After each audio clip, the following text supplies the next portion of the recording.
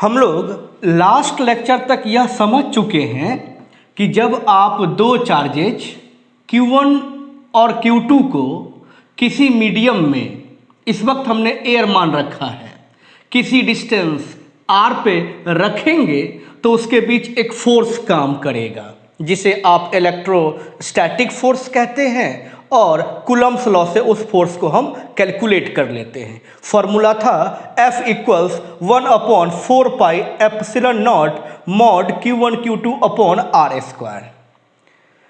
My dear friends, इस वक्त हमको ये समझना है कि इन दोनों चार्जेस के बीच जो फोर्स काम करता है, हमारे नेचर ने तो एक लॉ बना दिया, like charges repel each other and unlike charges attract each other, कि आपका फोर्स यहाँ पे काम करेगा रिपल्सिव नेचर का, अगर चार्जेज सेम नेचर का है यहाँ पे फोर्स काम करेगा अट्रैक्टिव अगर आपके चार्जेज डिफरेंट नेचर के हैं।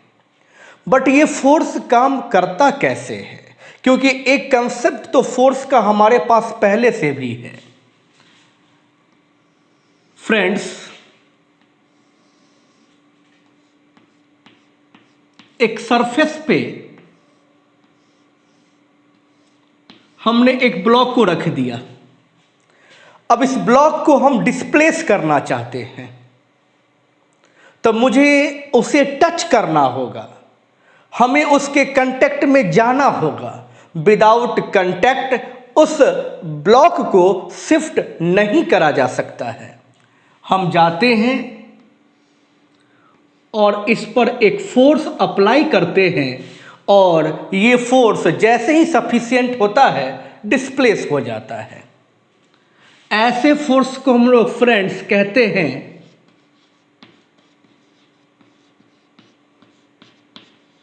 Contact force. इसका ये मतलब हुआ कि अगर मुझे किसी बॉडी पर फोर्स अप्लाई करना है तो मुझे उसके कांटेक्ट में जाना होगा। अगर मुझे किसी बॉडी को शिफ्ट करना है तो मुझे उसे टच करना होगा। Without touch, without contact force apply नहीं करा जा सकता है। लेकिन अगर इस जगह पे हम समझें तो यहां पर एक चार्ज है आपका, आप मान लीजिए Q1, यह एक फोर्स अप्लाई कर रहा है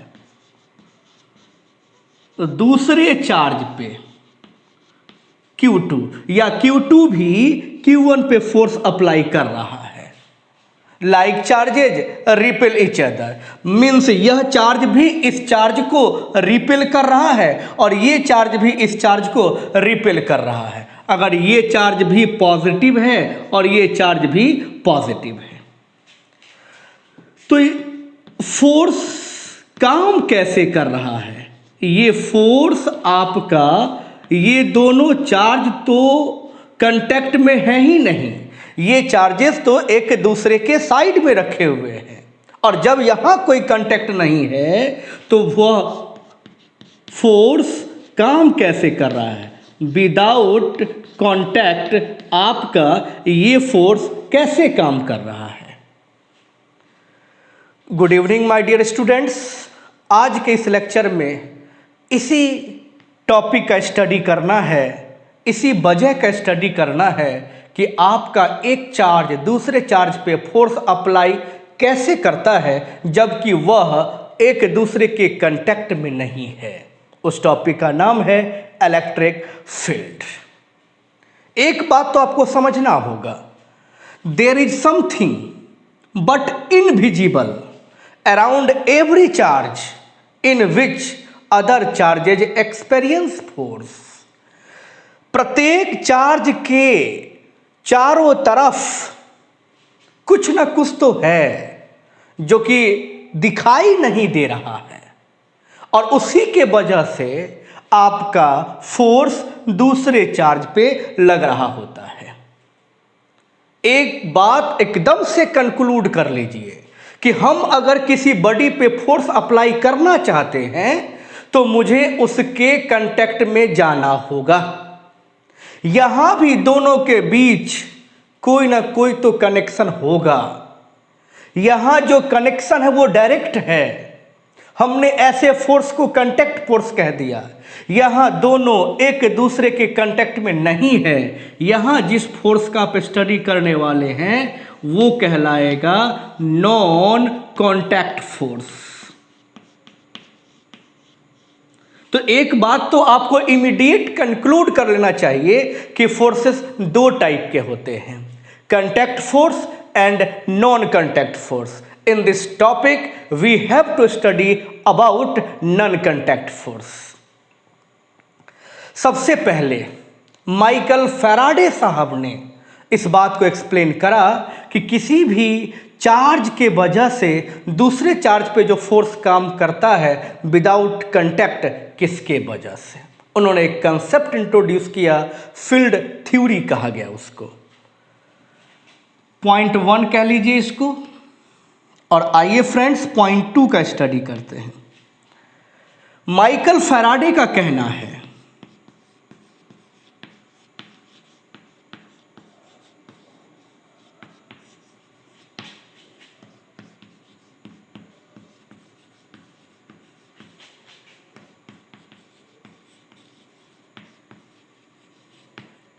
अकॉर्डिंग टू माइकल फैराडे, कोई चार्ज लाइक Q1 किसी अदर चार्ज पे डायरेक्टली फोर्स अप्लाई नहीं करता है। यह अपने चारों तरफ एक फील्ड तैयार करता है और अगर इस फील्ड में किसी दूसरे चार्ज को आप रखते हैं, कोई दूसरा चार्ज जैसे ही इंटर करता है वैसे ही वह इसके वजह से फोर्स एक्सपीरियंस करना शुरू कर देता है। इसका यह मतलब हुआ कि अगर Q2 पे फोर्स काम कर रहा है तो Q1 के फील्ड के वजह से काम कर रहा है, और अगर Q2 भी अपना फील्ड तैयार करेगा तो उस फील्ड में जब पहला चार्ज जाएगा तो यह भी फोर्स एक्सपीरियंस करेगा। इसका मतलब हुआ force between two charges is a 2 step phenomena.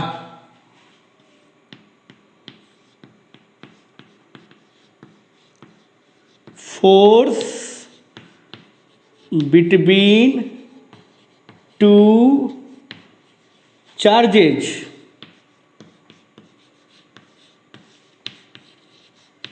To step process. पहले स्टेप में आपका चार्ज क्या करता है, फील्ड इंट्रोड्यूस करता है। उस फील्ड में जैसे ही दूसरा चार्ज आएगा वो फोर्स एक्सपीरियंस करने लगेगा। फिर दूसरा चार्ज अपना फील्ड बनाएगा, उस फील्ड में जब पहला चार्ज होगा तो वो फोर्स एक्सपीरियंस करेगा। मतलब ये कह सकते हैं it means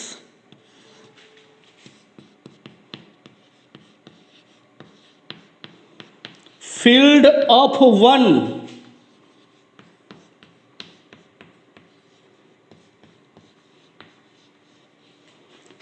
applies force on the other।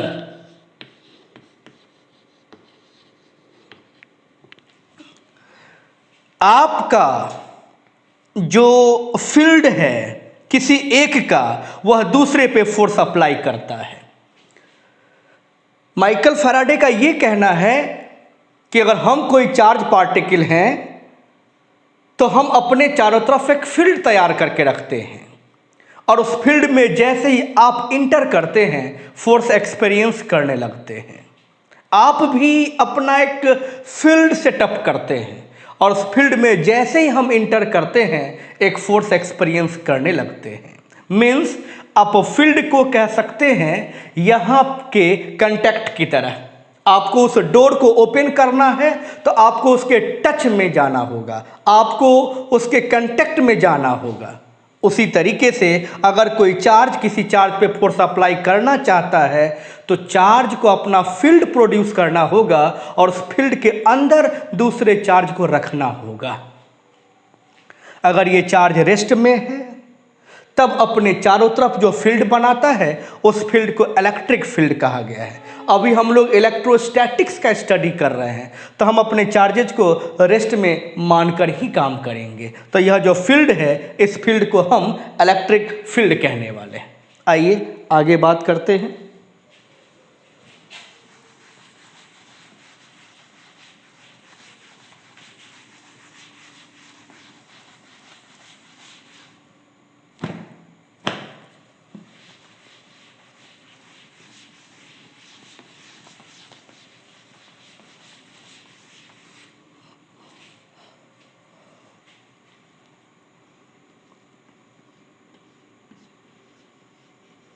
Here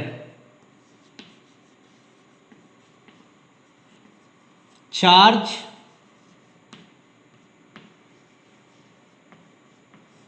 at rest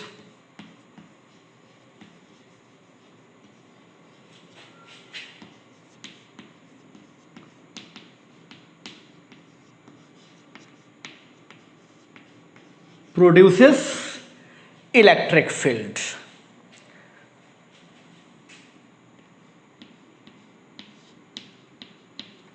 तो आप इलेक्ट्रिक फील्ड को डिफाइन कीजिए, है क्या?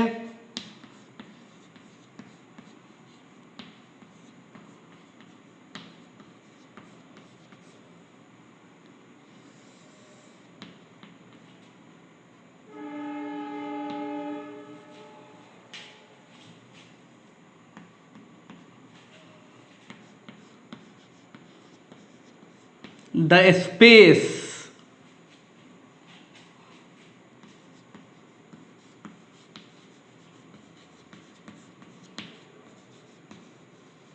surrounding a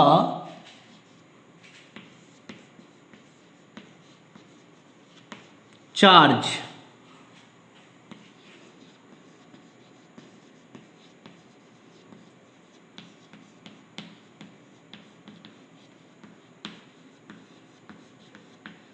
और charge distribution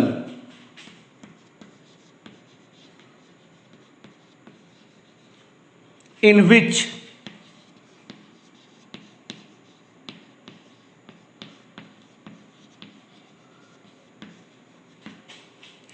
electrical effects are observable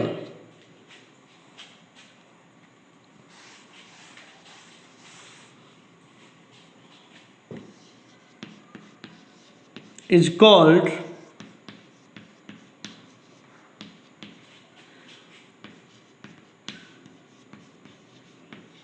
electric field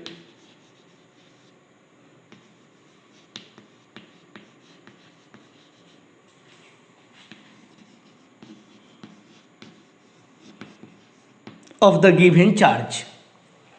क्या कहता है? The space surrounding a charge or charge distribution in which electrical effects are observable is called electric field of the given charge। कोई charge है या charge का एक assembly है, एक ग्रुप है, तो उसके चारों तरफ का वो जगह है जिसमें इलेक्ट्रिकल इफेक्ट्स को ऑब्जर्व करा जा सकता है। इसका ये मतलब हुआ कि उस स्पेस में, उस जगह पे कोई दूसरा चार्ज इंटर करेगा तो वह फोर्स एक्सपीरियंस कर सकता है, वह अट्रैक्ट हो सकता है, वह रिपेल हो सकता है, जो चार्ज के नेचर पे डिपेंड करता है। ओके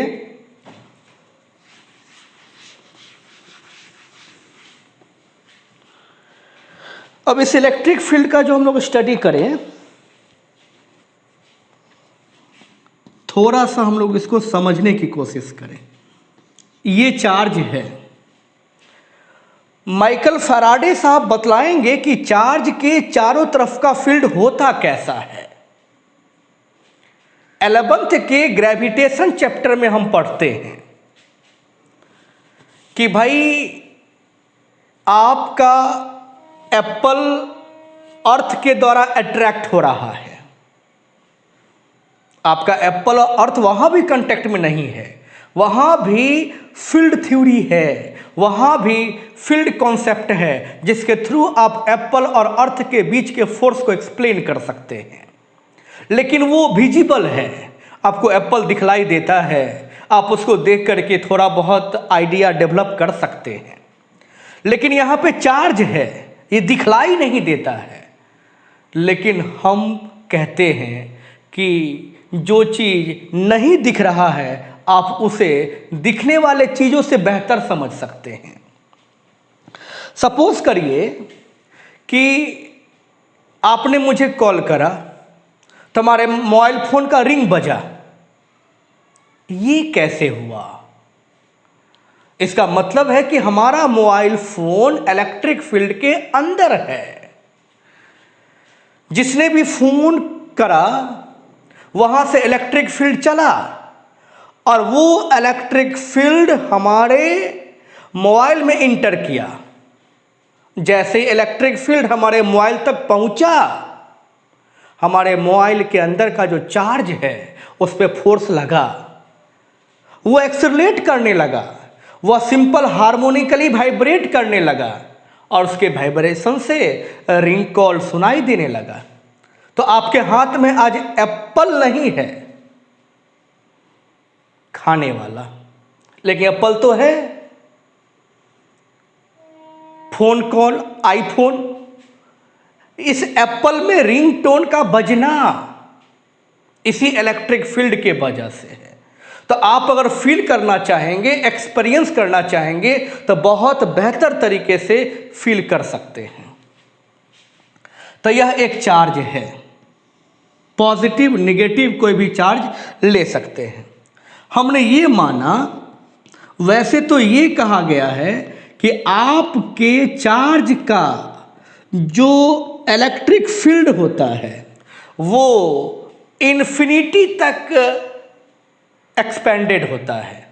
आप इसे इनफाइनाइट डिस्टेंस तक डिटेक्ट कर सकते हैं, but theoretically, practically certain distance के बाद ये समाप्त हो जाता है। तो हमने मान लिया कि आपका यह इलेक्ट्रिक फील्ड है। इसका यह मतलब हुआ कि इस चार्ज का असर यहां तक दिखेगा। इसके अंदर किसी चार्ज को आप रख देंगे तो वह अट्रैक्ट होगा या रिपेल होगा इसके वजह से। ये आपका एक और चार्ज है, इसको थोड़े टाइम के लिए Q1 और इसको Q2 मान लेते हैं। और माय डियर फ्रेंड्स, इसका इलेक्ट्रिक फील्ड मान लीजिए कुछ ऐसा है और दोनों के बीच का सेपरेशन है R। अब आप गेस करके बतलाइए मुझे कि A पॉइंट पे जो चार्ज Q1 है और B पॉइंट पे जो चार्ज Q2 है, कौन किस पे फोर्स अप्लाई करेगा? दोनों के बीच कौन सा फोर्स काम करेगा? शायद आप समझ चुके होंगे, इस वक्त किसी पर कोई फोर्स अप्लाई नहीं कर रहा है। माइकल फैराडे साहब ने कहा, force between two charges is a two step process. Field of one applies force on the other. इसका फील्ड इस पे फोर्स अप्लाई करेगा।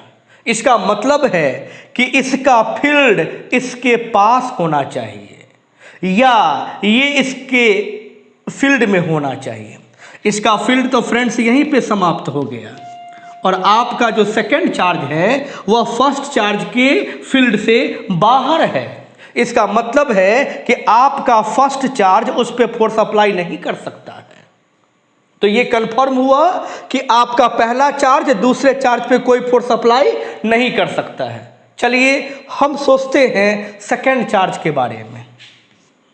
ये सेकंड चार्ज है, क्या इस वक्त आपका सेकंड चार्ज फर्स्ट चार्ज पे फोर्स अप्लाई कर पा रहा है?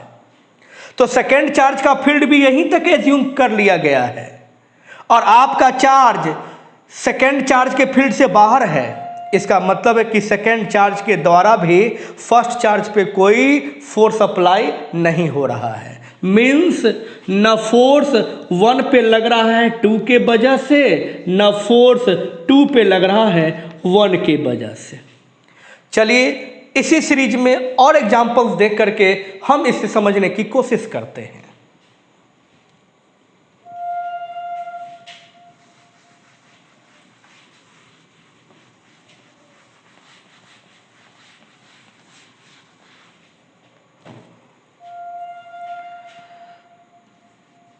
Charge Q1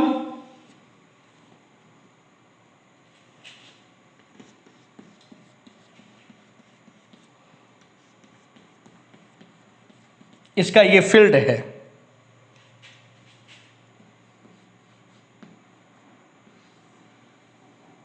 charge Q2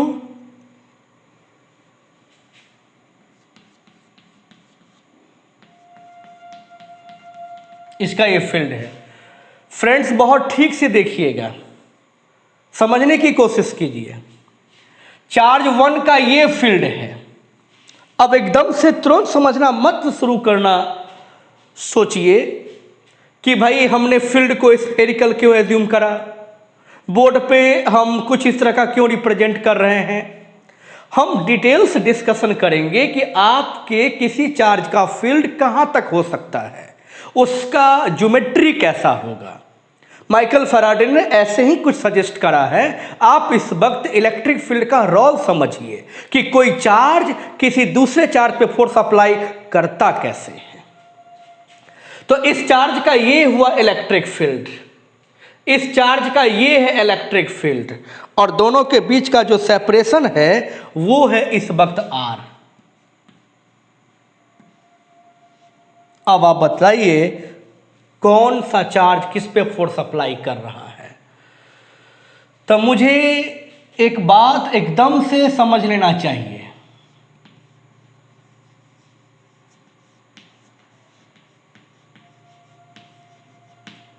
star points.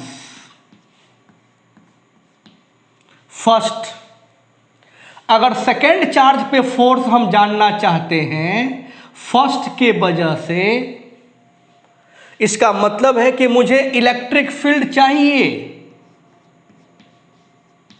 किसका चाहिए? फर्स्ट का चाहिए। और किसको चाहिए? सेकेंड चार्ज को चाहिए। तो अगर सेकेंड चार्ज को फर्स्ट चार्ज का इलेक्ट्रिक फील्ड मिलेगा तो सेकेंड चार्ज पे फर्स्ट चार्ज के वजह से फोर्स काम करेगा। तो फर्स्ट चार्ज का ये है इलेक्ट्रिक फील्ड, और आपका चार्ज उस इलेक्ट्रिक फील्ड के अंदर है, उस एरिया ऑफ इंटरेस्ट में है। इसका मतलब है कि ये फोर्स इस वक्त काम कर रहा है।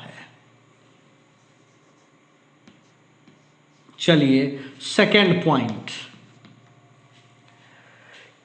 हम अगर फर्स्ट चार्ज पे फोर्स को कैलकुलेट करना चाहते हैं सेकेंड चार्ज के वजह से, तो मुझे इलेक्ट्रिक फील्ड चाहिए।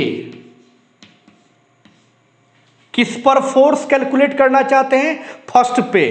तो इलेक्ट्रिक फील्ड मौजूद होना चाहिए फर्स्ट पे। और एक इंपॉर्टेंट पॉइंट, हम जो फोर्स एक्सपीरियंस करते हैं वह खुद के इलेक्ट्रिक फील्ड के वजह से एक्सपीरियंस नहीं करते हैं। आपका इलेक्ट्रिक फील्ड आप पे फोर्स अप्लाई नहीं कर सकता है। अगर आप पे फोर्स अप्लाई हो रहा है तो कोई ना कोई इलेक्ट्रिक फील्ड वहां पर मौजूद है। हम पर अगर कोई फोर्स अप्लाई हो रहा है तो यहां किसी दूसरे चार्ज का इलेक्ट्रिक फील्ड मौजूद है। मेरे खुद के इलेक्ट्रिक फील्ड से मुझ पर कोई फोर्स नहीं लग सकता है। हम आगे इस बात को समझेंगे। तो अगर मुझे फर्स्ट चार्ज पे फोर्स अप्लाई होता हुआ ऑब्जर्व करना है तो इलेक्ट्रिक फील्ड यहां पर सेकेंड चार्ज का होना चाहिए और फर्स्ट चार्ज को मिलना चाहिए। तो देखिए, तो ये है सेकेंड चार्ज और उसका इलेक्ट्रिक फील्ड इसी रीजन तक सीमित है। आपका फर्स्ट चार्ज सेकेंड चार्ज के फील्ड से बाहर है, मतलब इलेक्ट्रिक फील्ड है ही नहीं। तो इलेक्ट्रिक फील्ड जीरो है। चार्ज के मौजूदगी से भी कोई फर्क नहीं पड़ता। यहाँ ये भी हो गया जीरो, मतलब यहाँ पे कोई फोर्स काम नहीं कर रहा है। यहाँ पे दोनों चार्ज में से किसी पर भी फोर्स नहीं काम कर रहा था किसी के वजह से। यहाँ पे सेकंड चार्ज पे फोर्स काम कर रहा था फर्स्ट के वजह से, लेकिन फर्स्ट चार्ज पे फोर्स काम नहीं कर रहा है सेकंड के वजह से। आइए एक एग्जांपल और समझाते हैं आपको।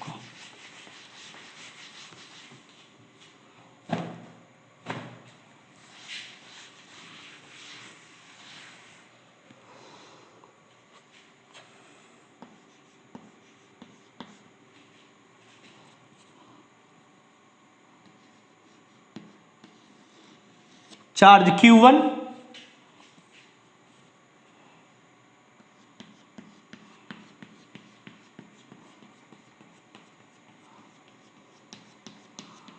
ये इसका इलेक्ट्रिक फील्ड। चार्ज को थोड़ा सा शिफ्ट करते हैं इधर, और एक चार्ज यहां पे है Q2,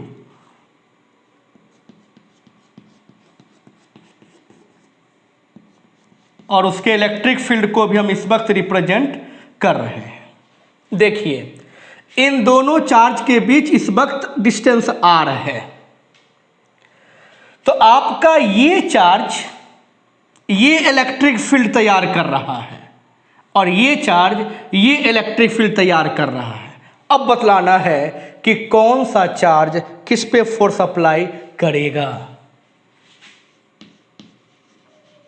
तो देखते हैं फोर्स 2 पे 1 के वजह से लग रहा है या नहीं लग रहा है। अगर फोर्स 2 पे कैलकुलेट करना चाहते हैं 1 के वजह से, तो आपके फर्स्ट चार्ज का इलेक्ट्रिक फील्ड वहां पे होना चाहिए। फर्स्ट चार्ज का तो ये है इलेक्ट्रिक फील्ड और उसके अंदर है, तो फर्स्ट चार्ज के इलेक्ट्रिक फील्ड की मौजूदगी है। सेकेंड चार्ज का वैल्यू Q2, मतलब ये फोर्स यहाँ पे काम कर रहा है। अगर फर्स्ट चार्ज पे फोर्स कैलकुलेट करना चाहेंगे सेकेंड चार्ज पे, तो फर्स्ट चार्ज पे फोर्स कैलकुलेट करना चाहेंगे सेकेंड चार्ज के वजह से, तो सेकेंड चार्ज का इलेक्ट्रिक फील्ड चाहिए। इलेक्ट्रिक फील्ड किसका चाहिए? सेकेंड चार्ज का। किसको चाहिए? Q1 को। तो सेकेंड चार्ज का ये है इलेक्ट्रिक फील्ड और आपका फर्स्ट चार्ज सेकेंड चार्ज के इलेक्ट्रिक फील्ड मौजूद है, इसका मतलब फोर्स यहाँ पे काम कर रहा है और दोनों एक दूसरे को रिपेल कर रहा होगा किसी मैग्नीट्यूड F से।